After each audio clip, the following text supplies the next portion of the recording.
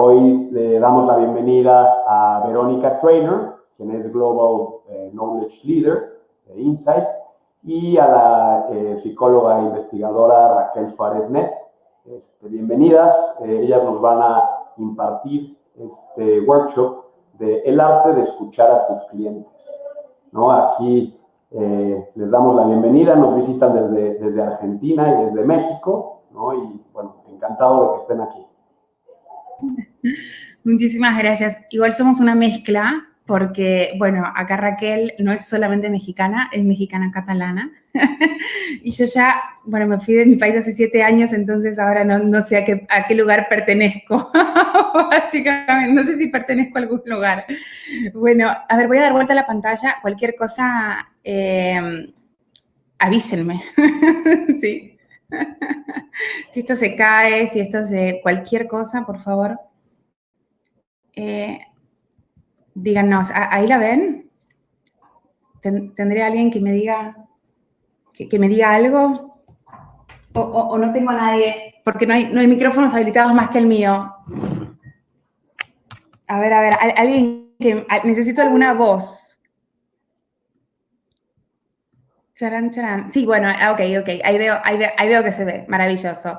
Bueno, vamos a hablar con Raquel Suárez Net, que con ese apellido no puede otra cosa que trabajar en investigación vinculada con la transformación digital, o más bien con la transformación vinculada a generar una experiencia relevante a los clientes y una experiencia omnicanal, ¿no? Como decía David Boronat hace un ratito. Vamos a hacer nuestra parte A. La pandemia aceleró la necesidad de transformarnos. Me pareció maravilloso esto de un hospital, de hecho es un hospital en Buenos Aires, donde yo misma me atiendo, que yo interactué con esta interfaz hace varios años y dije, ¿qué es esto? ¿Dónde hago clic? Miren esto, los empleados se hartaron absolutamente de todo y bloquearon la pantalla para que la gente deje de equivocarse. Y miren algo más, llegan a ver que ahí donde dice presione no, es tan clarito, o sea, la gente no solamente se equivoca con todo, sino que también hace clic en el papelito y desgasta el papelito creyendo como que el papelito es un botón, cosas que si uno trabaja en el mundo digital dice, obvio que una persona no se va a equivocar con esto, pero sí, son cosas que pasan y son cosas muy humanas. ¿Cómo suelen hacerse los productos digitales? Estuvimos hablando con distintas personas, particularmente de España en este caso, y nos han dicho, todo se basa en intuiciones. Se hace un diseño autorreferencial y sin involucrar a usuarios reales. Vamos a hablar un poquito de esto, de cómo se involucran los usuarios reales, ¿no? Dependemos mucho de un pensamiento creativo que a priori esperamos que genere resultados.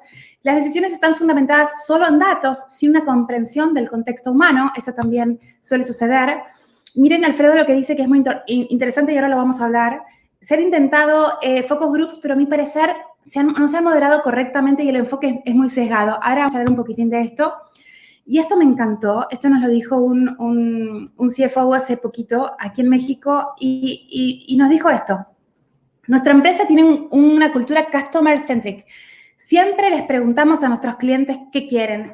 Y cuando escuché esto me quedé pensando y fue como, sí, la gente sabe qué quiere. O sea, hay que hacer exactamente lo que el cliente dice que quiere. Eso es investigación. Entonces, esto, ¿no? Hacer investigación es ir de forma lineal.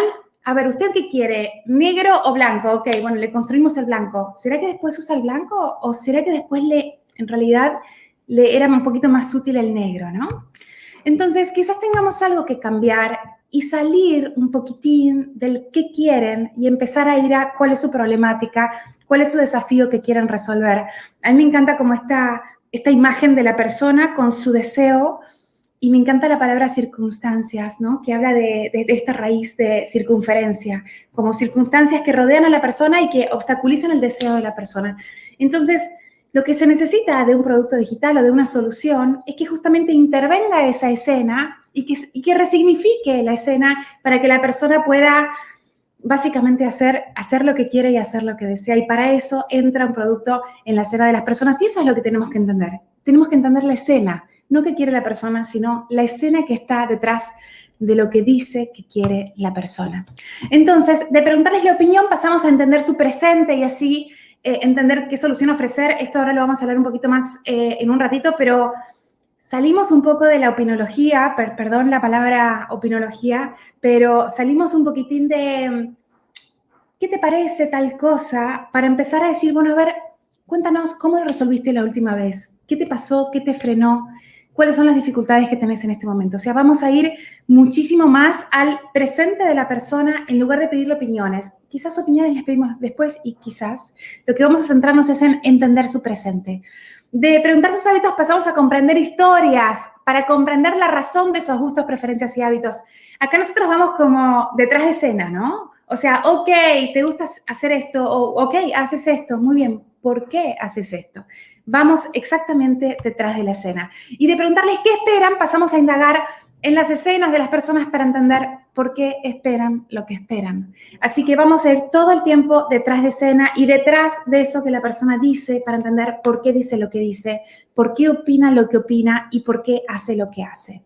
¿Cuál será el impacto de esto? Si logramos entender básicamente detrás de escena, si logramos entender por qué la persona decide tal cosa y no tal otra, básicamente se van a poder solucionar, se van a poder idear soluciones que hagan match con esta realidad, con esta problemática, que sean mucho más profundas y que justamente vayan ahí detrás y solucionen algo que quizás la persona ni siquiera tenía concientizado.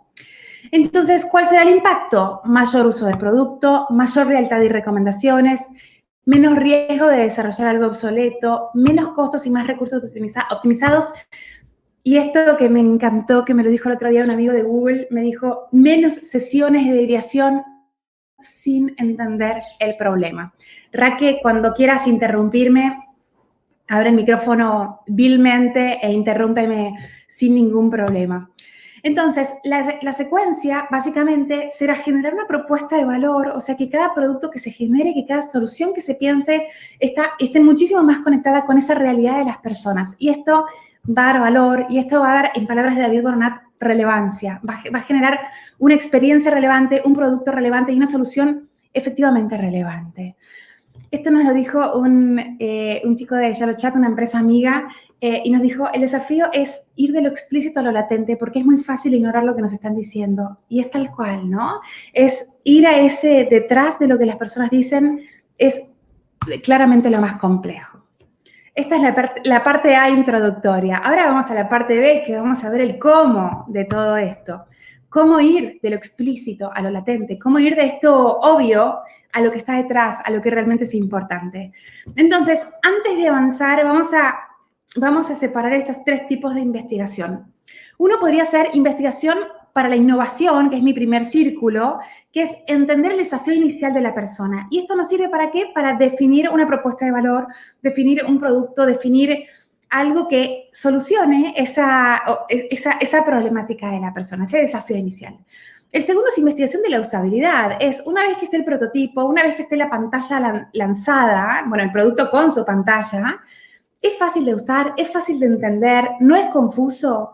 Sí, o sea, si la gente se traba, ¿por qué se traba, no? O una vez que esté lanzado, vamos a ver en Analytics, acá la gente abandona. ¿Por qué abandona? ¿Esto es un problema del producto, es un problema del precio o es un problema de que la persona no encontró el botón? Y puede ser que haya pasado eso, que la persona no encontró el botón o se hartó del enjambre de la usabilidad y se hartó del laberinto que es la usabilidad de la interfaz, ¿no? Entonces, primero es entender el desafío. El primer tipo de investigación es entender el desafío inicial de la persona. El segundo tipo es investigación para la usabilidad. Y el tercer tipo es entender si el producto es útil y en las circunstancias reales. ¿Por qué? Ahora lo vamos a hablar un poquito mejor, pero es interesante esto, que uno en laboratorio, o sea, antes de lanzar, puede analizar suposiciones, ¿no? Esto de, ¿usaría hasta el producto? Que ahora vamos a ver que es normalmente lo que se hace, ¿no? O sea, vamos a lanzar esto, ¿te imaginas que lo usarás? Bueno, el tema es que la persona normalmente cuando se imagina cosas suele idealizarse a sí misma, suele idealizar su realidad y no contemplar cosas. No tiene la menor idea de cómo va a funcionar el producto realmente. Entonces, lo que va a decir realmente tiene poca certeza realmente de lo que va a pasar. Entonces, de lo que vamos a hablar acá es justamente la necesidad de hacer un lanzamiento piloto y ver en la realidad, ver en las circunstancias reales si el producto es efectivamente útil, si el producto da valor y si el producto es mejor que el producto de la competencia en esas circunstancias reales. Entonces, como recapitulando, vamos a ver 3 tipos de investigación. Investigación para la innovación, investigación de la usabilidad, investigación de la experiencia del cliente una vez lanzado un producto. Entonces, primero, ¿cómo entender cuál es el desafío inicial de tu potencial cliente? Raquel, nuevamente puedes interrumpirme vilmente. Carolina Copoli, psicóloga, que es product designer de Buenos Aires, dijo una vez esta frase que me encantó. Se trata de encontrar una problemática fértil que pueda ser solucionada y resignificada desde el producto. Iterar para co-crear como una obra de teatro que sale a escena y se mejora cada fecha. Me encanta porque ella viene claramente del teatro y sabe que una obra de teatro se lanza al escenario y se lanza la primera función y uno va iterando y uno va viendo y uno va aprendiendo junto con los actores qué mejorar. Y esto es exactamente lo mismo, es lanzar algo pequeño e ir aprendiendo con los actores qué mejorar. Entonces, este primer tipo de investigación para la innovación tiene que ver con clarificar el desafío inicial de la persona. ¿Qué desean y por qué? ¿Cuáles son las circunstancias y qué los limita? ¿Cuáles son sus conocimientos y desconocimientos? ¿Cuáles son sus pánicos? ¿Qué les genera desconfianza y por qué? ¿Qué probaron y les funcionó a medias? ¿Qué no les sirvió? ¿Cómo lo resuelven actualmente? ¿Cuáles son esas micro tareas y micro esfuerzos que hacen actualmente para conseguir algo? Esto es clarificar la escena, entender cómo es eso para poder justamente llegar con este producto que resignifique esta realidad, ¿no? Entonces, esto decía también Renata de Llave que me encantó, decía, el desafío será comprender el deseo y su porqué, y las limitantes y su porqué, y siempre es, ¿y su porqué? Porque es muy fácil quedarnos en lo básico. ¿Qué desea? A ver, ¿qué lo limita? Ok, pero si entendiéramos el porqué, quizás podemos dar una solución muchísimo, muchísimo, muchísimo más fuerte y más potente. Entonces, ¿para qué nos servirá? Uno básicamente busca insights, busca hallazgos que sean relevantes sobre la situación problemática de la persona, sobre ese desafío inicial de la persona, para que el equipo de ideación pueda idear con los pies en la tierra, ¿sí? Puede idear entendiendo la problemática y de ese modo generar soluciones que sean coherentes con las necesidades de las personas. Entonces, la primera pregunta es, ¿cómo abordamos una entrevista cuando hacemos investigación? ¿Hablamos del presente o del futuro? Básicamente vamos a hablar de su presente. En principio no nos interesa lo que él opine sobre su futuro. Vamos a hablar de su presente y de su pasado y algo más. Vamos a hablar de su pasado próximo. O sea, ¿qué le pasó hace 15 días? Tampoco nos sirve que la persona nos hable de su pasado hace un año, porque en un año el recuerdo distorsionó absolutamente todo. Y el mismo cerebro distorsionó y se olvidó de las cosas malas para poder sobrevivir a la vida. Entonces, no podemos preguntar cosas de hace un año atrás. Podemos preguntar cosas de hace 15 días atrás, pero no de hace un año atrás. Entonces, ¿cómo investigamos el desafío inicial? Preguntando sobre casos y momentos específicos, no sobre generalidades, sino, bueno, ¿qué te pasó acá? ¿Cómo lo viviste? ¿Cómo fue esa experiencia?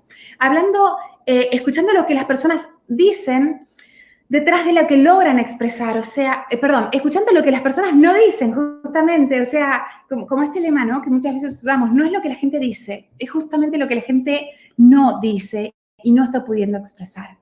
Evitando hablar de hipotéticos, porque son idealizar su realidad. Esta cosa de, bueno, ¿y si fueras a tal lugar, si lanzáramos esta aplicación bancaria, ¿tú la usarías? No, tratemos de no ser hipotéticos. Sí, si yo lo usara, tratemos de salir de eso. Generando hallazgos que expliquen la escena sin incluir soluciones. Esto también pasa muchísimo en la investigación, que es que cuando la gente, muchas veces esa investigación ya se acopla una solución. Esto hay que desmembrarlo, básicamente. Como dice Francis Rastoy, que es nuestro knowledge leader de UX en Multiplica, se castra al equipo de ideación si la investigación ya viene con una solución. ¿Por qué? Porque la investigación tiene que venir pura. Esta es la problemática. Aquí no incluimos soluciones. Las soluciones se van a ver en la sesión de ideación, donde haya un espacio de divergencia y un espacio de convergencia. Pero es divergencia y convergencia conjunta en otro momento y no es en el momento de generar hallazgos. Así que esto es muy importante para respetar los momentos y generar las mejores ideas. Entonces, preguntando el presente o el pasado, no el futuro, observando el contexto para para detectar elementos que tienen naturalizados. Y de hecho, así como decimos escuchar lo que no dicen, también decimos observar lo que ellos mismos no ven, porque puede ser que una persona tenga totalmente naturalizada su entorno y ya no registre cosas, ya le parezca todo tan normal que no vea que hay cosas que lo están afectando. Y creando un ambiente de confianza que no genere sesgos confirmatorios, ¿no? Esto nos ha pasado muchísimo en empresas que nos dicen, o sea, que ponen a sus propios dueños a hacer investigación, entonces los dueños, pero a ti te pasa esto, ¿no? Seguro que necesitas esto, ¿no? Entonces, estas cosas generan un sesgo donde las personas dicen, sí, necesito este producto, sí, necesito este producto bancario, y quizás no lo necesita, ¿no? Entonces, en el arte de hacer preguntas, hemos visto estas cosas, ¿no? ¿Vas a usarla de nuevo? Bueno, jamás, ¿no? El ser humano no es confiable respondiendo a preguntas a futuro, lo sabemos porque somos seres humanos. ¿Comprarías nuestro producto por internet? Bueno, no tiene valor hacer ese tipo de preguntas en potencial. O bueno, o quizás tiene valor para decir, bueno, a ver qué pensaba que iba a hacer la gente y después qué hace, ¿no? Y después analizar ese gap. Pero el foco es entender historias y problemáticas. La verdad es que lo que la gente diga a futuro es bastante poco confiable. ¿Te encuentras con alguna problemática a la hora de utilizarlo? Este tema de a la hora de utilizarlo, generalidades, no.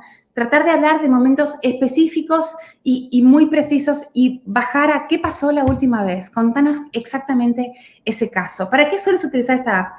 De nuevo, salir de estas cuestiones sumamente generales y entender casos específicos y profundizar ahí. Entonces, vamos a usar técnicas para profundizar, técnicas para consensuar y técnicas para confirmar los hallazgos. ¿A qué nos referimos con esto?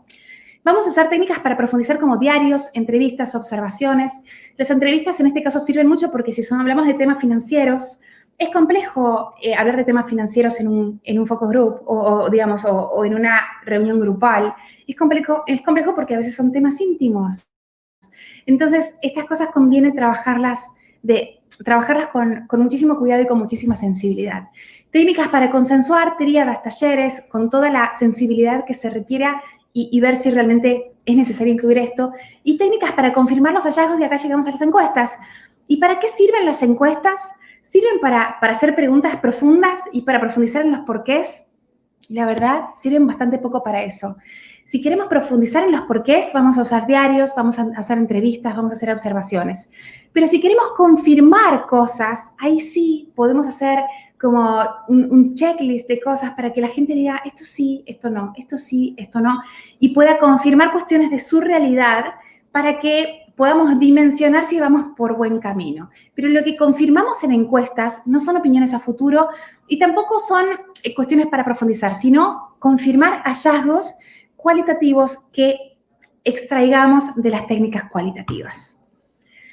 Siguiente, a ver, me encantaría recibir feedback de alguien que me interrumpa y que me diga algo, alguna palabra, aunque sea. Siéntanse libres de, no sé, Raque, si estás por ahí, alguien que esté por ahí decir algo, bienvenido sea para ver si vamos bien.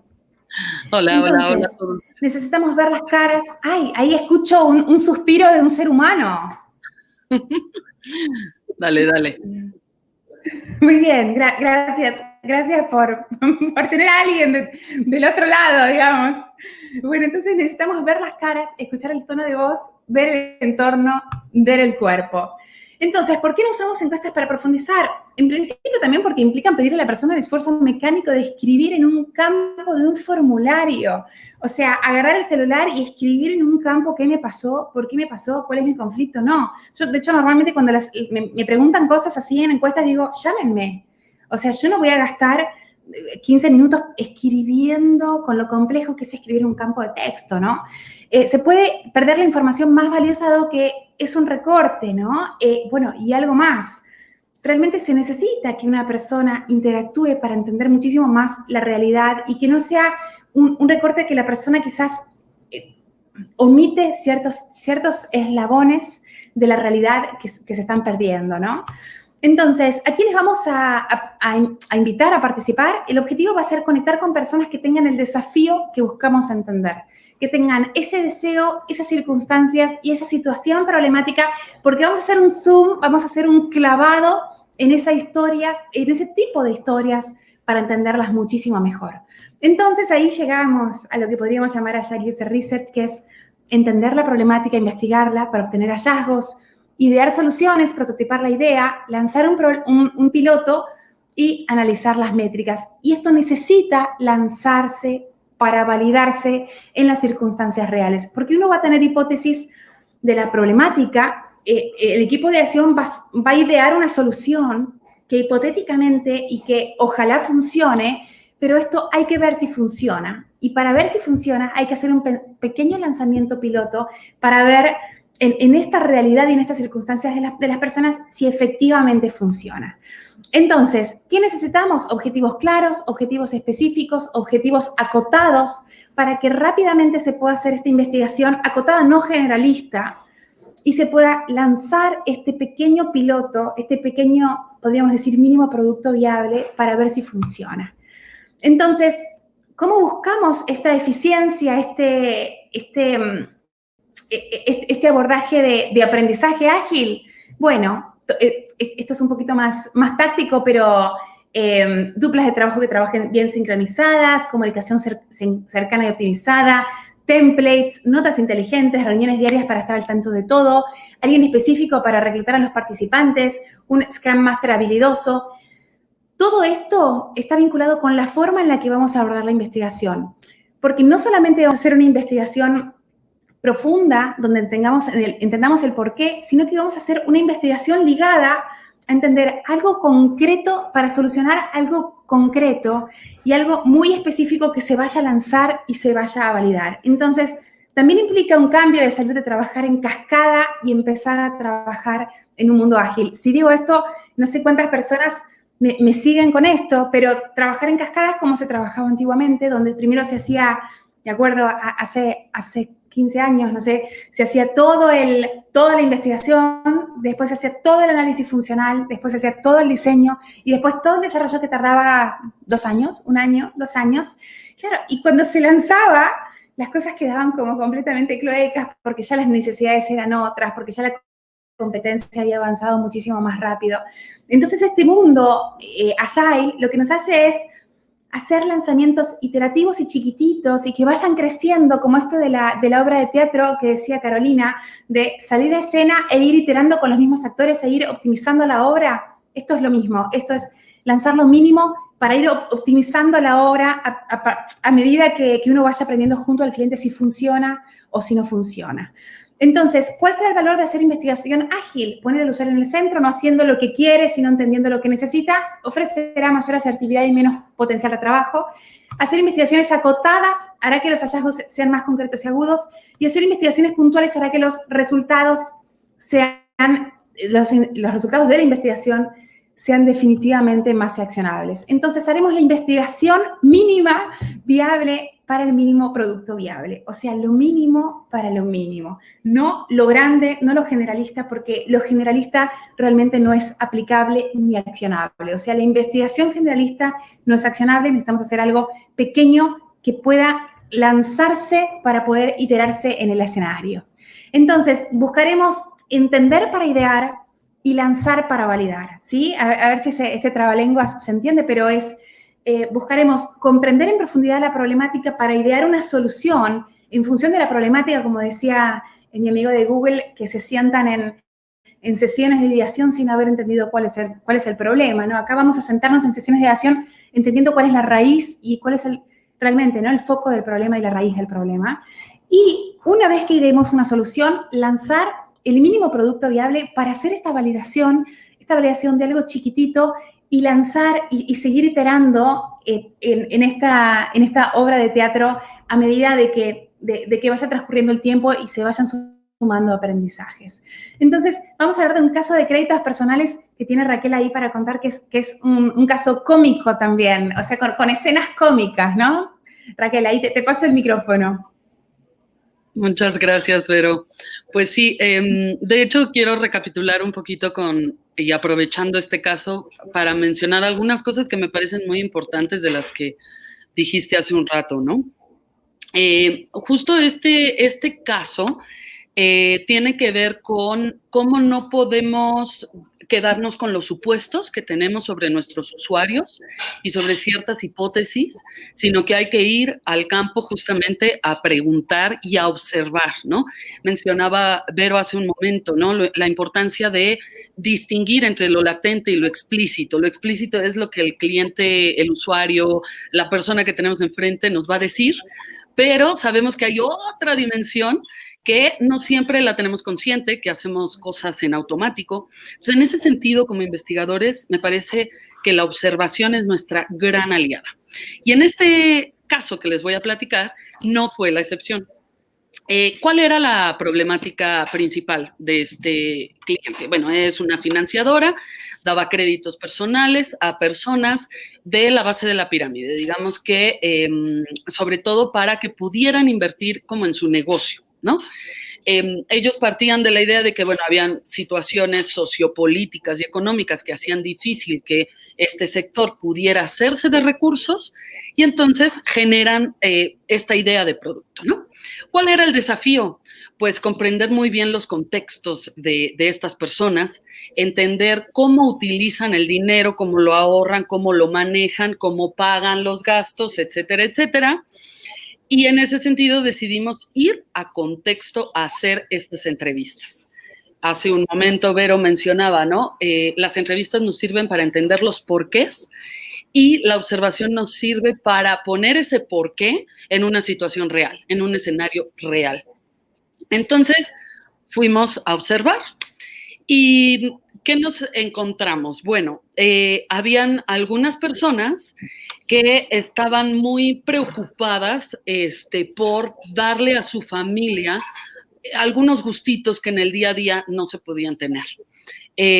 Como por ejemplo una señora, fuimos a su casa y bueno, esta señora vivía pues en condiciones bastante complicadas, muchos hijos pequeños, y ella, bueno, pues cuidaba mucho su sueldo, ella trabajaba para la Ciudad de México barriendo. Entonces, utilizaba ella el crédito para poderle comprar golosinas a sus hijos de pronto, o poder de pronto comprar utensilios para la escuela. A diferencia de lo que este cliente sabía, esta gente les pedía el crédito normalmente para su negocio, para invertir en el negocio.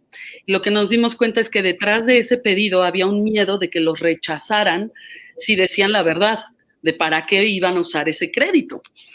Entonces, esa fue una de los primeros hallazgos de desmitificar esta idea de que bueno, el motivo por el cual contratan va a ser el uso real que le vayan a dar, ¿no? Pero, por ejemplo, volviendo a esta señora, nos dimos cuenta que ella era muy cuidadosa y tenía como en su libreta, como podía, pero ella tenía todo el registro de las deudas que iba teniendo.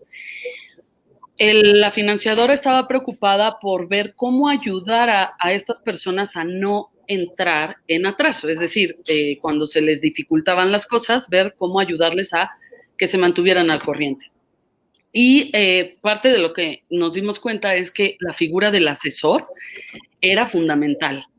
Y ahí también es muy interesante ver cómo lo online y lo offline juegan, ¿no? Aunque ella utilizaba la plataforma y algunas aplicaciones, pero como muy básicas, seguía necesitando el contacto humano y el acompañamiento.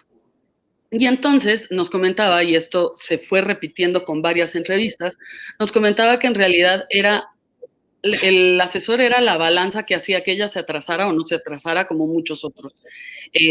Historias las que se puedan imaginar.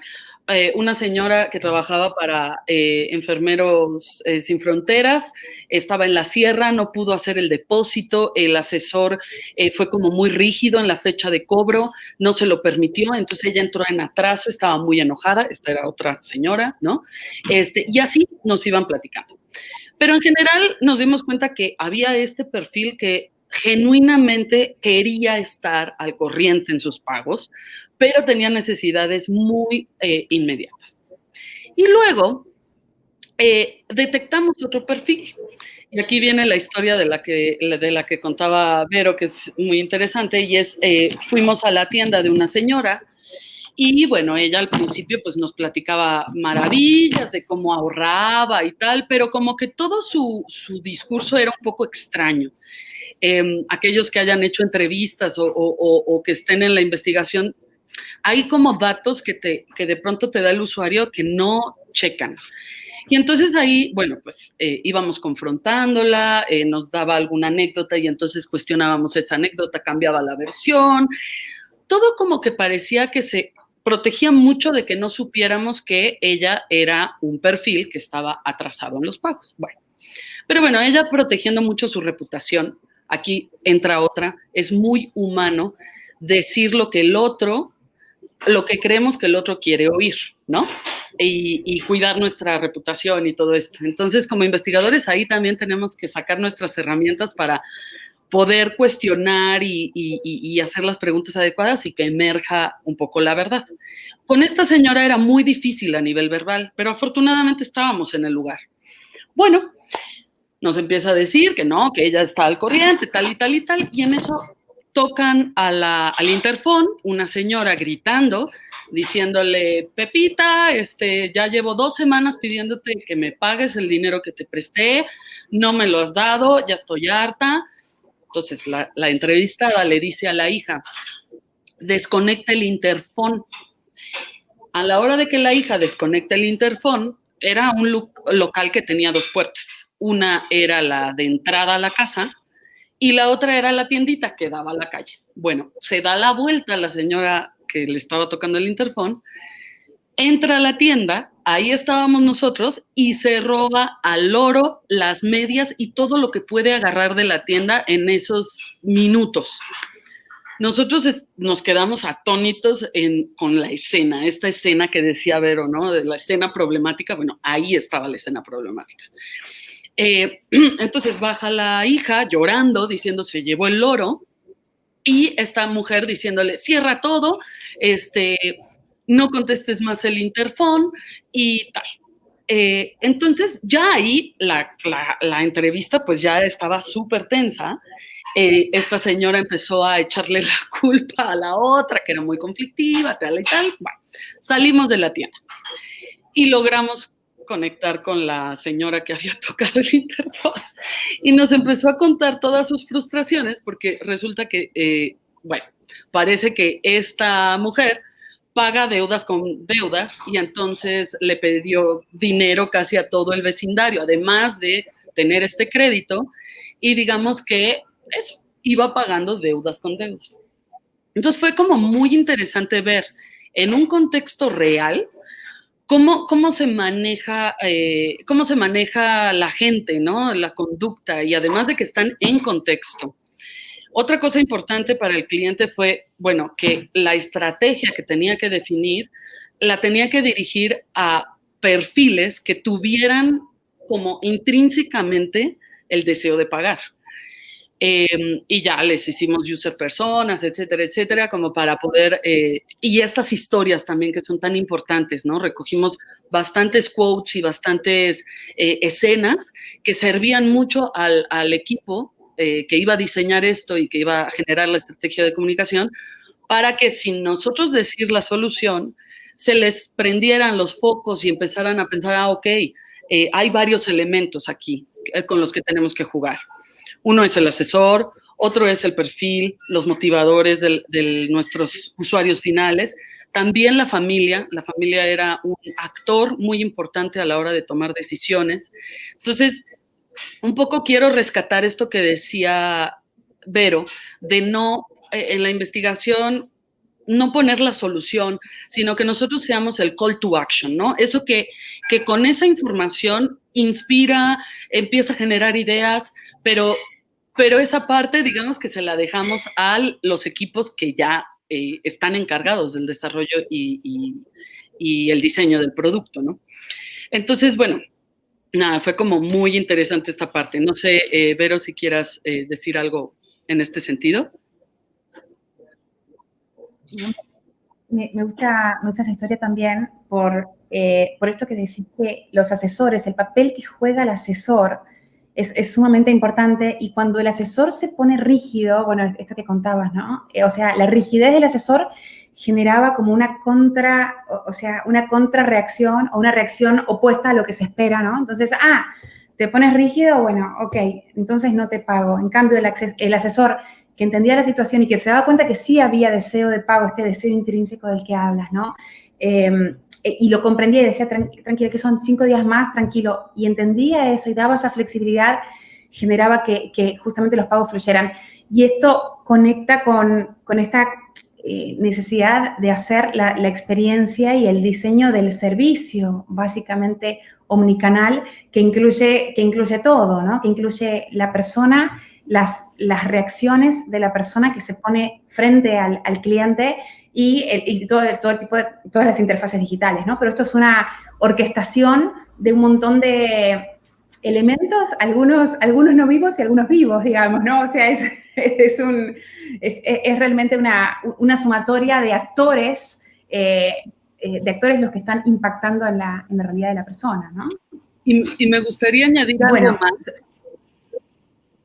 ¿Sí? Claro. Nada más, en esto que mencionas del asesor, fue muy interesante este hallazgo en el sentido de el compromiso que puede generar el asesor o el deseo de venganza que puede generar el asesor.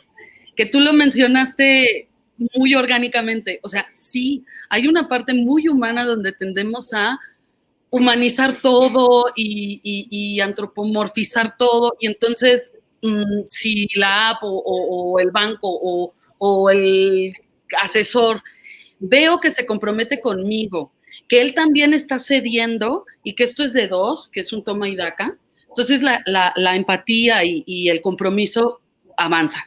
Pero si no, era interesantísimo que invariablemente generaba deseo de venganza. ¿No? Porque además son personas como todos, ¿no? Pero unas situaciones son más extremas que otras. Cada centavo era difícil de conseguir. Entonces, o sea, muchas personas pensaban, o sea, encima de todo el esfuerzo que estoy haciendo, de que sí te voy a pagar, cree en mí, ¿no? Todavía me rechazas y me obligas y me castigas. Esta parte psicológica era súper interesante. Bueno, Raquel, gracias por tanta claridad. Bueno, vamos al segundo tipo de investigación. Recuerdan que hablamos de 3 tipos de investigación. Investigación para la innovación, es esta primera fase que vimos recién. Ahora vamos a ver una investigación más, no sé si decirlo operativa o táctica, que tiene que ver con cómo usar la interfaz, ¿no? O sea, cuán fácil es una interfaz digital. Don Norman es un poco el padre de todo esto, es uno de los padres. El diseñador debe suponer que se van a cometer todos los errores posibles y realizar su diseño con objeto de reducir al mínimo la posibilidad de error. Cuando hacemos investigación de la usabilidad, esto es una vez que está generado el producto o generado el producto digital y tiene una interfaz digital, la pregunta es, ¿esta interfaz digital la va a saber usar la gente o no la va a saber usar la gente? ¿O solamente la pueden usar el programador y sus amigos programadores? Esto es para todos, esto es para estas personas que están nombrando Raquel en este caso. Entonces, hay cosas que vamos a ver desde los prototipos, ¿no? Es fácil de aprender a usar. Esto se puede jugar con prototipos y ahora nos va a contar Raquel otro caso. Y hay cosas que vamos a necesitar, sí, hacer este lanzamiento y que esta investigación entre en la experiencia del cliente, que es práctica en el uso diario. Bueno, esto se puede ver solamente una vez lanzado. Entonces, ¿qué buscamos entender cuando hacemos investigación de la usabilidad? Es qué tan fácil de usar es la interfaz, cuánto les cuesta aprender a usarla y por qué, sobre todo, y por qué, con qué se confunden y por qué. ¿Y por qué tantos porqués? Porque una vez que esté lanzado el producto, las métricas nos van a decir el qué. Nos va a decir, acá la gente se cae, acá la gente abandona. ¿Pero por qué? Bueno, nos ponemos a hacer un poco de adivinanzas o un poco de conjeturas. Entonces, si lográramos ir esto de nuevo detrás de la escena y ver a una persona confundiéndose, se confundió por esta razón, ¿no? Entonces, esto va a tener mucho de observación. Entonces, entender la razón de las confusiones de las personas nos permitirá hacer cambios muchísimo, pero muchísimo más asertivos. Y esta es la curva de aprendizaje que mencioné recién. La investigación de la usabilidad tiene algo más que tiene que ver con la observación de una persona observando interactuar a la persona con la máquina.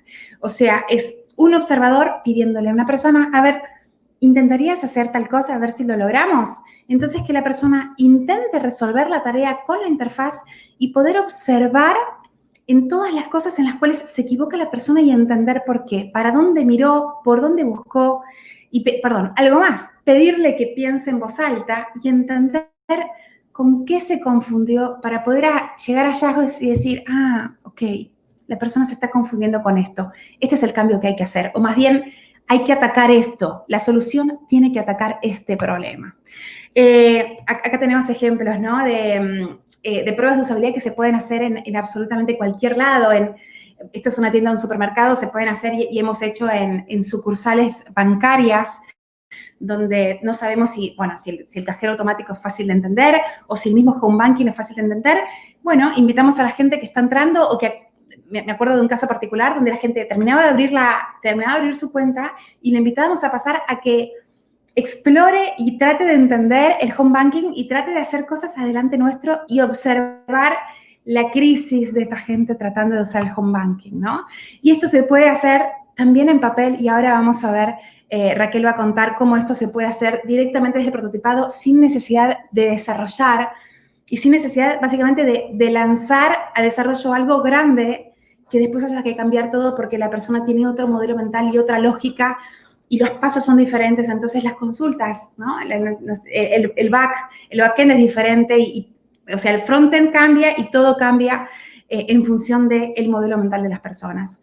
Entonces, ¿qué es lo que nos pone tan en jaque cuando hacemos investigación de usabilidad y por qué nos sirve una encuesta de usabilidad? ¿Por qué nos sirve preguntarle a la persona, ¿te resultó fácil de usar? ¿No? Esto que se llama, una encuesta que se llama SUS en Estados Unidos, se usa bastante, ¿te resultó fácil? ¿Por qué? Bueno, ¿por qué nos sirve esto? ¿O por qué creo que nos sirve esto? Porque una cosa es lo que el usuario hace, otra cosa es lo que la persona cree que hizo y otra cosa es lo que el usuario dice que hizo y agrego esta cuarta, o sea, intercalo el dice que hizo y agrego la cuarta, lo que escribe en un campo que pasó y con qué se confundió. O sea, no le podemos preguntar a una persona, ¿por qué te confundiste? ¿No? Es como, ¿por qué perdiste tal cosa en la calle? No sé por qué lo perdí. ¿Y por qué te confundiste?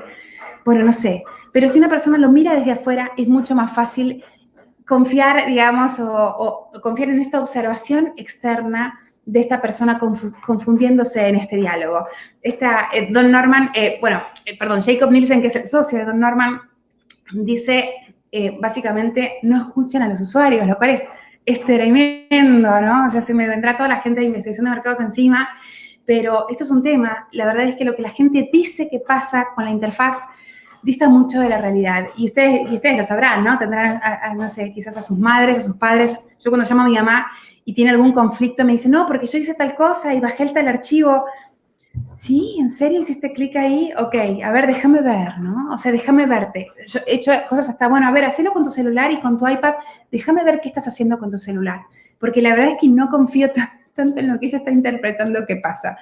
Esto mismo con los usuarios. Entonces, ¿cómo se hace un guión de una prueba de usabilidad?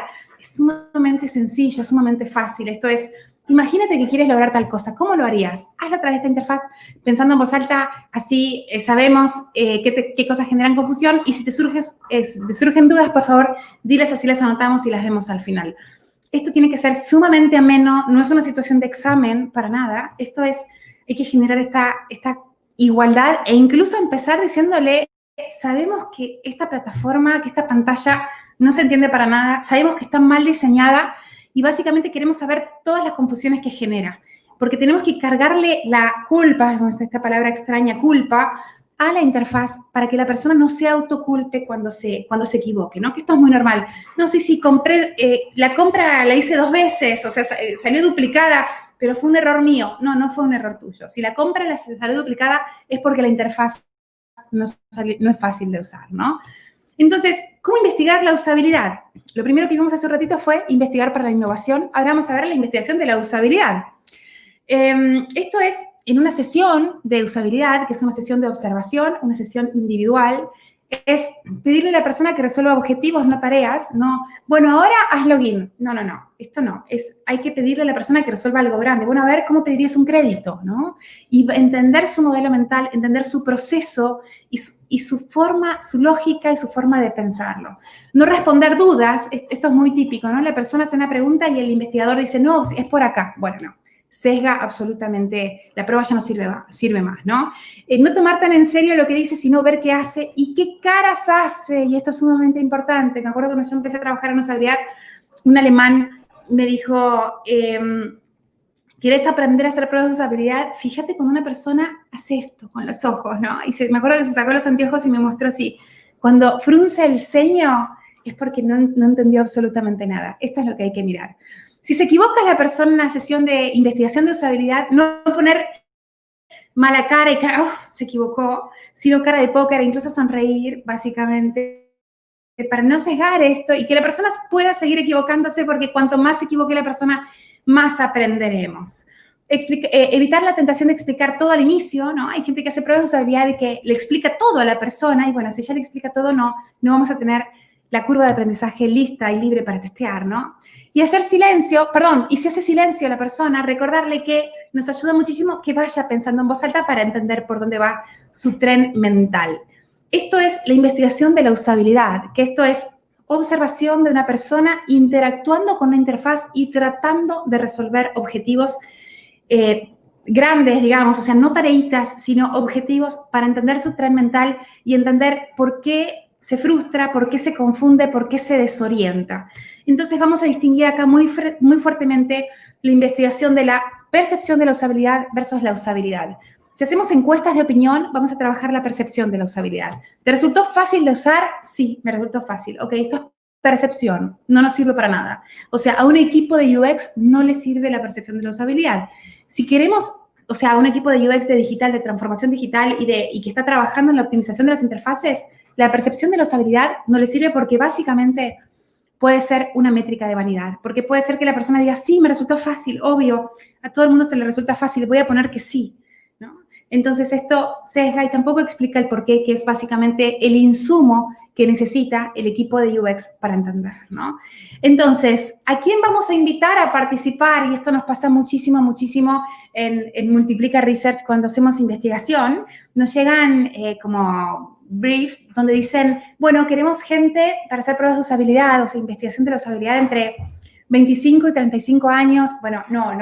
La prueba de usabilidad no se hace así. La prueba de usabilidad es poner en jaque a la interfaz. Entonces traigamos una persona ciega, una persona no vidente, traigamos a una persona, un filósofo, a una profesora de canto, a una persona que no haya tenido nada que ver nunca con nada de programación, traigamos también a un ingeniero para entender cómo lo entiende él, traigamos a un adolescente, traigamos a una abuela, traigamos a una persona con daltonismo. El 9% de los hombres es daltónico, muchas veces se juegan con colores, pero hay que ver si ese porcentaje de personas daltónicas realmente ven esa diferencia, ¿no? O sea, estos temas de accesibilidad, ¿no? Pero las cosas no se pueden comunicar solamente a través del color. Entonces, tenemos que ver si las interfaces también son accesibles, ¿no? Y la accesibilidad entra dentro del mundo de la usabilidad. Y algo más, la clave es incluir también a los diseñadores de las interfaces para que puedan empatizar con las personas y no sentirse amenazados cuando salgan cosas, ¿no? Que puedan participar en esto. La verdad, no dirigirlo, porque también puede haber un sesgo en el experimento si lo dirigen, pero sí participar. Sí ayudar. Me acuerdo hace muchísimos años en un e-commerce muy conocido en Argentina, cuando empezaron a hacer pruebas de usabilidad del checkout en prototipos en papel. Me acuerdo el que estaba a cargo, bueno, vamos a decir el nombre, Eduardo Merkovich, que es uno de los padres de la usabilidad en Argentina, usó a los mismos programadores, o sea, la gente que iba a programar después, para que mueva los papelitos en las pruebas de usabilidad. Ahora Raquel nos va a contar un caso de cómo se hizo, pero para que sean ellos los que muevan los papelitos, para que puedan empatizar con esta realidad de las personas que es tan distinta a la realidad y a la cosmovisión de los programadores, ¿no? ¿Y cuántas pruebas de usabilidad conviene hacer? Esta es la típica pregunta. ¿Cuántas hacemos para saber si estar seguros de hacer los cambios? Bueno, ahí vamos a jugar con estas pruebas de usabilidad cualitativas con test interactivos. Tenemos esto, por ejemplo, el Optimal Workshop, que es fantástico. Es una encuesta interactiva donde ahí se le pregunta a la persona, si quisieras hacer esto, ¿dónde harías clic? Entonces la persona hace clic y lo que nos devuelve el sistema es un mapa de calor y nos dice qué porcentaje de gente acertó y nos muestra dónde hizo clic la gente. Entonces vamos a poder ver dónde acertó la gente y dónde se equivocó la gente que se equivocó, lo cual es maravilloso. Y esto nos va a dar una métrica y nos va a decir, oh, caray, de 300 personas, tal porcentaje no encontró el botón y se equivocó con tal otra cosa. Bueno, evidentemente tenemos que volver a las pruebas de usabilidad cualitativas para entender el por qué y volver a hacer estos tests para entender y para lograr que, no sé, aunque sea el 95% de la gente encuentre el botón, o si fuera el 100%, muchísimo mejor. Entonces, acá volvemos al mismo círculo que usábamos antes, ¿no? Que es, vamos a investigar la problemática con pruebas de usabilidad cualitativas y cuantitativas, vamos a obtener hallazgos, vamos a idear, lanzar el piloto y analizar las métricas. Y acá las métricas van a ser, a ver, hicimos este cambio de usabilidad. ¿Cómo repercutió esto en el contact center? ¿Cómo repercutió en el chat? Yo ayer mismo en un e-commerce tuve un problema con un problema queriendo comprar algo y llamé por teléfono y el chico me dijo, no, es que ¿sabes qué pasa? Seguro te rebotó por tal cosa. Ah, sí, claro, súper, mil gracias, mil gracias.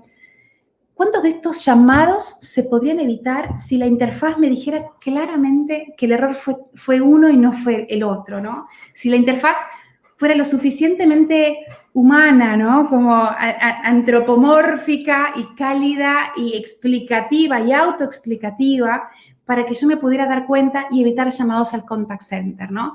Estos son los síntomas. Cuando hablamos de métricas, no solamente es analytics, estos son los síntomas. El llamado telefónico y los chats que la gente pregunta, ¿no? Todos estos son síntomas de que hay algo en la usabilidad de la plataforma que hay que optimizar. Entonces, esto vuelve a ser exactamente lo mismo. Cuando hacemos investigación de la usabilidad, no se hace de todo un home banking, no. Se hace la investigación de la usabilidad de algo sumamente chiquito, sumamente acotado, porque se va a hacer el cambio y se va a lanzar a producción y ver en producción cuál es el impacto que se genera. Entonces, volvemos a lo mismo. Cuando hacemos investigación para la innovación, esto es igual. Haremos la mínima investigación viable para el mínimo producto viable y lanzar y ver qué pasa y hacer cambios pequeños que puedan ser rápidos, porque puede ser que nos equivoquemos con la solución, o sea, que el equipo de UX se equivoque con la solución y tenga que recalcular y decir, no, ok, vamos entonces por este lado. Entonces, buscaremos entender para idear, o sea, tener hallazgos relevantes para una ideación y una solución relevante y poder lanzar para validar en las circunstancias reales de las personas el impacto de lo que básicamente se ideó y se entendió que era la problemática. Tenemos aquí el caso de cajeros automáticos en papel. Raque, si nos quieres contar, eres muy bienvenida. Hola, hola. ¿Ahí ya me oyen? Listo. Perfecto.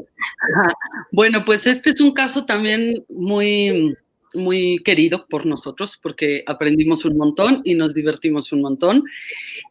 Digamos que, bueno, fue un banco, ¿no? Que estaba rediseñando sus cajeros y quería probar como esta secuencia de navegación, pero todavía no quería ya entrar a programar y a desarrollar.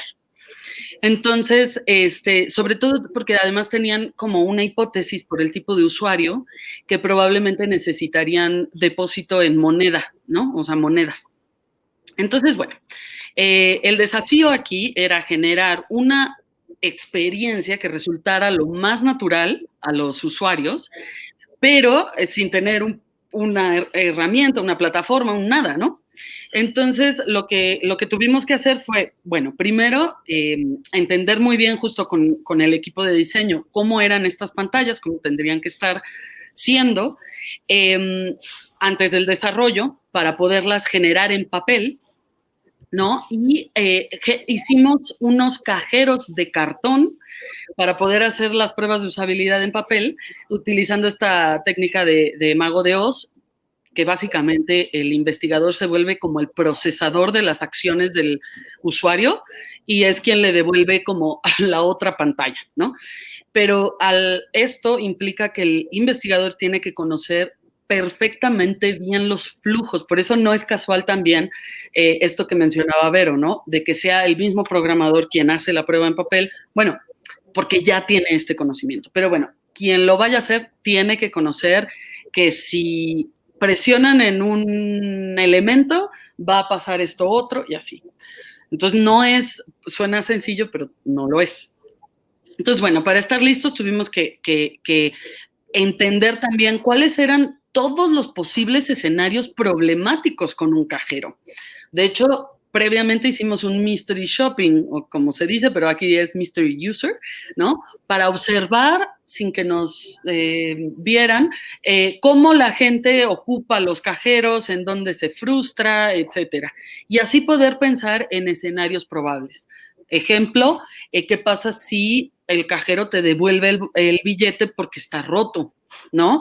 O cosas de este tipo. Entonces, bueno, pues fue todo un trabajo lúdico, pero también de mucho trabajo previo para determinar estos escenarios y poder hacer el guión de la prueba de usabilidad en papel. Y bueno, nada, empezábamos a poner las pantallas a medida que el usuario iba eligiendo, ¿no? Y bueno, pues ahí ir viendo cuáles eran sus expectativas. Al final, digamos que lo que nos dimos cuenta es que, aunque bueno, en papel no puedes evaluar algunos principios de usabilidad más de tipo de performance, pero sí puedes evaluar los elementos, el orden de los elementos, la secuencia del flujo, en fin. Entonces, lo que nos dimos cuenta es que en términos de lenguaje, pues habían términos que no se comprendían, habían algunos flujos que no eran como naturales para el usuario, habían también algunas actividades que los usuarios preferían seguir haciendo en ventanilla. Esto porque la interfaz no les daba la seguridad de este mensaje confirmatorio, ¿no? Así de, bueno, sí se depositó o sí se envió, etcétera. Y entonces, bueno, a partir de todas estas pruebas, el cliente logró entender como un poco más cuáles eran los modelos mentales de los usuarios, o sea, cómo esperan que los elementos estén organizados para poderlos encontrar con más facilidad. También poder entender cuáles eran las actividades que un cajero podía resolverles y cuáles cuáles tendrían que modificarse en la interfaz para que no tuvieran que ir a ventanilla. O sea, de qué manera le damos esa seguridad al usuario, ¿no? Y bueno, obviamente, pues bueno, se llevaron un montón de tarea. Aquí, como dice Vero, teníamos mucho contacto con el equipo de diseño y también de desarrollo. Ellos estuvieron viendo todos los materiales, y bueno, pues nada, ellos fueron ahí iterando y nosotros fuimos acompañándolos en esto.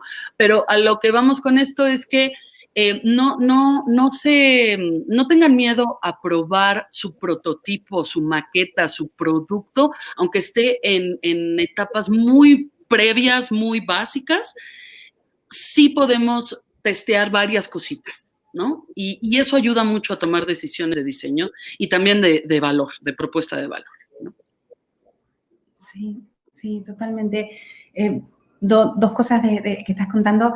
Ese tema de anímense a jugar con prototipos. Y las dos palabras, jugar y con prototipos.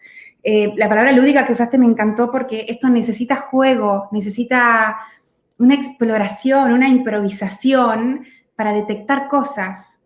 Esto no puede ser rígido, no puede ser estructurado, no puede ser tan... o sea, básicamente en la rigidez no van a salir cosas. Esto necesita con el usuario para entender y captar cosas, ¿no? Y definitivamente hacerlo un prototipo para no lanzarse a desarrollar algo que no haga match con el modelo mental de las personas. O sea, esto es una cantidad de plata que se gasta y que se puede ahorrar absoluta, y una cantidad de riesgo también, porque puede ser que se lance algo que sea muy útil, pero la interfaz sea trabada, ¿no? Como que sea complejo de interactuar con la interfaz. Entonces, si es complejo de interactuar, va a generar un desgaste emocional y cognitivo en el usuario que va a hacer que prefiera otro producto, prefiera otro banco, prefiera otra cosa, ¿no? Entonces, hasta ahora vimos, recapitulando, investigación para la innovación, lo que vimos recién es investigación para la usabilidad y ahora vamos a ver la tercera y última, que es investigación para entender la experiencia del cliente, las causas de amor y de ruptura, básicamente. Entonces, ¿qué vamos a ver acá? Vamos a ver las razones de abandono, vamos a entender las razones de compra y de recomendación, qué los asusta una compra real, qué circunstancias tienen que los limitan y que no estaban tenidas en cuenta en el diseño original, qué dudas tienen y necesitan llamar para consultar y qué más necesitan saber para comprar, o sea, qué información no es suficiente o qué cosas se muestran. Esto me acuerdo hace muchísimos años en un e-commerce en Perú, que me acuerdo que la forma de pago la ponían al final del checkout. Claro, y la gente cuando empezaba las pruebas salía decía, ¿pero puedo pagar en efectivo cuando vienen a entregarme el pedido? Y el director de e-commerce me decía, sí, pero en el checkout va a haber la persona que puede pagar en efectivo. Bueno, no, claro, pero no lo quieres saber al final, lo quieres saber al principio. Y esto pasa con todo, con productos fuertes donde las personas tienen que tomar decisiones muy, muy importantes de sus finanzas. Hay información que necesita ver en determinado orden para tomar una decisión, ¿no? Entonces, ¿a quiénes invitamos a participar cuando hacemos investigación de la experiencia del cliente? A casos reales y a clientes reales. Y esto es sumamente importante. Esto es volver al teléfono, ¿no? O sea, llamemos a la persona a la que le fue mal y entendamos por qué le fue mal. Esto me encantó, que es una frase que nos dijeron con Raquel el otro día y que dimos esta misma charla, tipo, hagamos una lista de las cosas que los clientes más preguntan, ¿no? O sea, si la persona está a punto de comprar, pero llama por teléfono y hace una pregunta, ¿por qué pregunta eso? Bueno, si pregunta eso, incluyamos esta información en el producto digital. Aprovechemos cada cierre de un proceso para preguntar cómo fue su experiencia. Y de esto vamos a hablar ahora, que tiene que ver con, este es un ejemplo de hotelería, pero esto es básicamente para cualquier industria. No sé si han visto Booking, ni bien terminas, este es el checkout de Booking, antes de llegar al checkout ya pone un NPS, ya pone esta encuesta para captar en ese momento si la persona está en 0 y 6 y es un detractor, o un 7 y 8 y es un neutro, o es un 9 y 10 y es un recomendador, ¿no? Esto es, en cada momento, en cada touch point, agarrar y preguntar qué tal fue esa experiencia y poder ir midiendo también para cazar con Z casos, y si la persona pone entre 0 y 6, quizás disparar una llamada o preguntarle y tratar de llegar un poquito más hondo qué fue lo que pasó, ¿no? Esto, buscar mejor las causas. ¿Han visto esto, no? A ver, los que no amamos los emails y el correo electrónico, que nos desuscribimos a todo, han visto seguramente esto, ¿no? De ya no desear recibir estos emails versus demasiados correos electrónicos, nunca me inscribí, contenido irrelevante. Qué importante es, si hacemos encuestas con preguntas cerradas, tratar de ser lo más asertivos porque queremos llegar a la razón. Ya no deseo recibir estos emails, ok, pero ¿por qué no deseas recibir estos emails? Acá no llegamos al por qué, ¿no? Entonces, esta investigación de Customer Experience es para entender el por qué. El qué nos sobra, la verdad. O sea, esto es para entender el por qué. Y esto que decía de cazar recién, esto es cazar con Z a los detractores. O sea, los que contestan entre el 0 y 6 en el NPS es, ok, gracias por tu calificación, ¿no? A nuestra área de satisfacción del cliente le encantaría llamarte. ¿Podemos hacerte una llamada? ¿Podemos programar? O directamente disparar una llamada e entender por qué pone un 4, por qué pone un 3. Si logramos captar ese momento en caliente, es fabuloso. Y de hecho, esto hay que captarlo en caliente. Esto no se puede captar una semana después o 2 semanas después, porque ese calor se va una semana después. Ese recuerdo se resignifica, la persona ya se distrae, se olvida, ya está, ¿no? Ya pasó. Esto hay que agarrarlo completamente en caliente y entender qué pasó y cómo fue esa experiencia. O si fuera un chatbot, por ejemplo. De hecho, hemos hecho investigación para chatbots en banca, en Multiplica Research. Si en un chatbot vemos que una persona abandona, directamente, hola, vimos que abandonaste, ¿te gustaría que te llamemos? Directamente cazar con Z esos momentos para poder entender un poquito mejor. Y sobre todo, evitemos pedirle el esfuerzo al cliente de expresarse en un campo de formulario. Esto, por favor, no lo hagamos.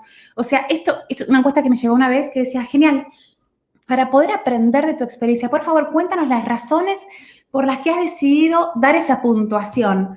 Miren, si yo me voy a poner a escribir en mi celular en este campo las razones por las cuales no me sentí bien.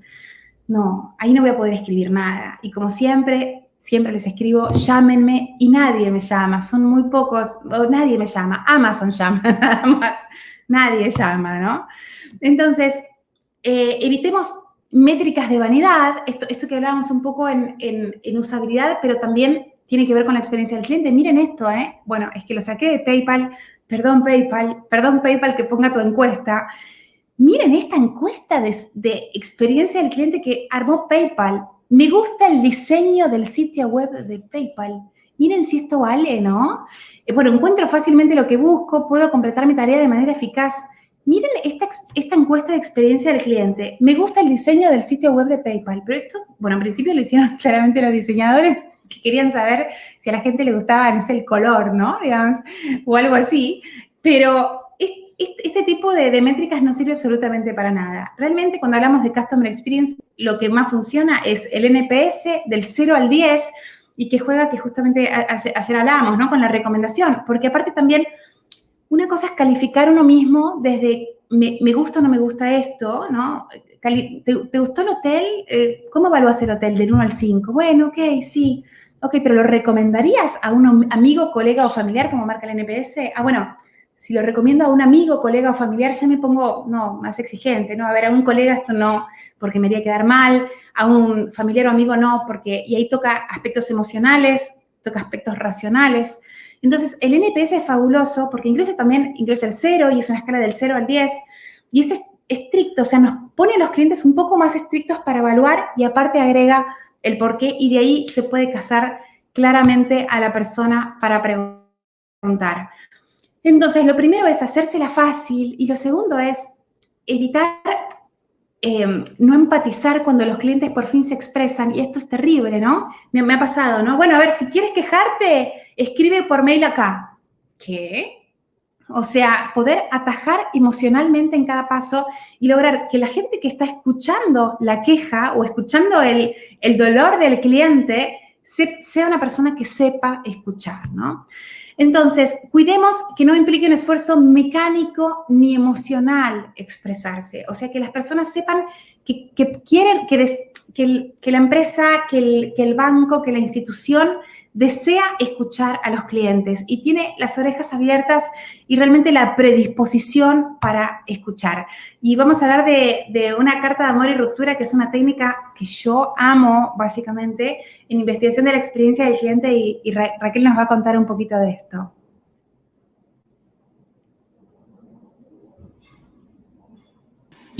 La perdí a Raquel por ahí. Listo.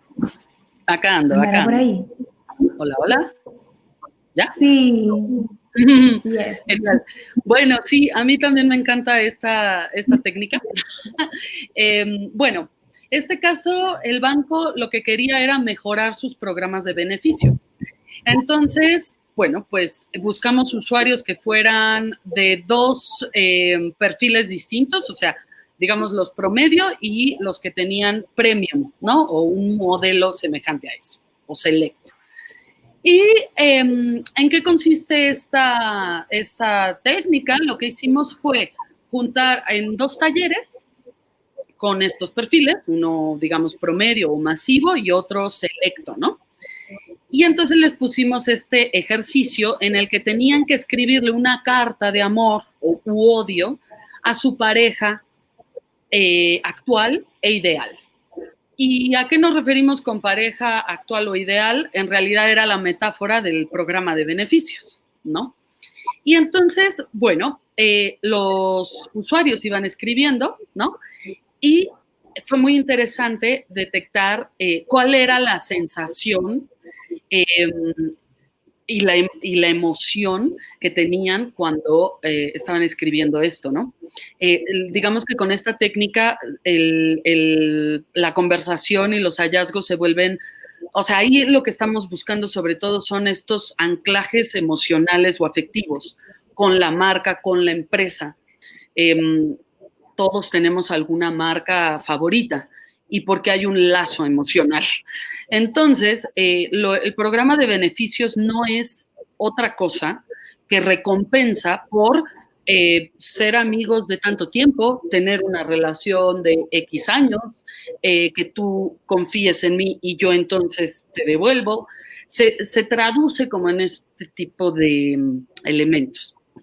Entonces, lo que descubrimos es que los puntos que estaban acumulando no se veían como un beneficio o un obsequio, sino que más bien se veían como un dinero que a ellos les correspondía tener, que ellos iban acumulando a la hora de hacer las compras. Y algo que los frustraba mucho era tener que juntar una cantidad impresionante de puntos que después incluso ellos hacían la cuenta y una nos decía, bueno, fue la toalla más cara de la vida. O sea, ella tenía que juntar cierto tipo de puntos para conseguir esa toalla, pero a la hora de hacer el cálculo monetario de lo que en realidad había pagado por esa toalla, se dio cuenta que le había salido 3 veces más. Y bueno, como el caso de ella, otros tantos, ¿no? Todo el esfuerzo de estar juntando los puntos y que entonces lo que me da a cambio no sea necesariamente algo que, ¿no? Que me da un plus. Entonces, aquí lo interesante fue que a la hora de que fueron leyendo el mismo cliente y los equipos con los que trabajábamos, fueron viendo estas cartas tan del corazón, ¿no? De los usuarios, que entonces la empatía se puede dar mucho más sencillamente, ¿no? A veces, o sea, hay que evitar a toda costa que la investigación esté separada de los equipos que van a diseñar. En la medida, y esto ya lo dijo Vero, pero quiero volverlo a subrayar. Cuando ellos leen estas cartas, cuando ellos ven los videos, cuando escuchan de viva voz del usuario lo que está pasando, ya es un call to action, vuelvo a insistir. O sea, ya es un driver, un motor, un botón que nos obliga a replantear la hipótesis que teníamos, los supuestos que teníamos sobre nuestro producto, y forzosamente, a menos que seamos de piedra, nos obliga a acercarnos y a tratar de hacer match entre lo que nosotros le ofrecemos al usuario y lo que estamos viendo que está sufriendo el usuario, ¿no? Entonces, bueno, si alguno de ustedes de pronto quiere llegar como a un poco más la sensación emocional que tiene tu usuario con tu producto, esto es una buena técnica. Nos ha dado muy buenos resultados, ¿verdad, Vero? Sí, total, me fascina. Aparte, es como si fuera, no sé, Banco Santander es como Juan Santander. Entonces uno le hace la carta a Juan Santander, ¿no? El que me rompió el corazón. Entonces, es maravilloso porque la verdad es que esto hace que la persona realmente se pueda expresar y pueda sacar estas cosas que realmente terminan siendo los drivers de decisión. O sea, más allá de que, bueno, haya decisiones que uno tome, no sé, por precio o por otras características, hay un montón de sentimientos que genera la marca que van a influir en la decisión, y bienvenido sea poder llegar a eso, ¿no? A la gente con el corazón en la mano, con sus expectativas. También es muy interesante para la gente de producto ver que las personas tienen un montón de expectativas con el producto, ¿no? O sea, como esta frase, toda demanda es una demanda de amor. O sea, toda demanda es porque la gente, los clientes, esperan que el producto les resuelva la vida y están confiando todavía en esa relación, ¿no? Que esa relación funcione. Así que es sumamente interesante la cantidad de oportunidades que pueden encontrar los directores de productos en estas cartas. Es como, caray, alguien espera todo esto de nosotros. Bueno, se abre una caja de oportunidades para el equipo para el equipo de innovación, para el equipo de transformación digital y para todos los que estén a cargo del diseño de servicios y de la experiencia de los clientes. Entonces, la clave es lograr conectar con las personas que usan nuestros productos, abriendo espacios simples, fáciles y emocionalmente disponibles para escucharlos. Y pongo acá, y realmente subrayo esto, emocionalmente disponibles. O sea, es importante que el cliente sepa que la institución está emocionalmente disponible para que yo vaya, haga catarsis y ellos me escuchen, me consuelen, me den algo a cambio y encima mejoren y tomen a bien lo que les estoy diciendo, ¿no? Esto es fundamental para que se genere una relación de confianza con la marca y de lealtad con la marca y siga creciendo y enriqueciéndose esta relación con la marca. Así que bueno, hasta aquí hemos llegado. Ahora esperamos todo tipo de preguntas para sumar nuestras preguntas. O sea, no vamos a tener respuestas, vamos a tener más preguntas para seguir cuestionándonos todo entre todos. Así que ahí les paso el micrófono a los organizadores para que puedan decirnos si alguien nos escribió algo.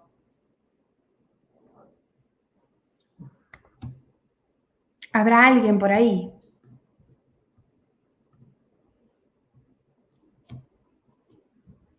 Ah, que no te escuchamos, ¿eh?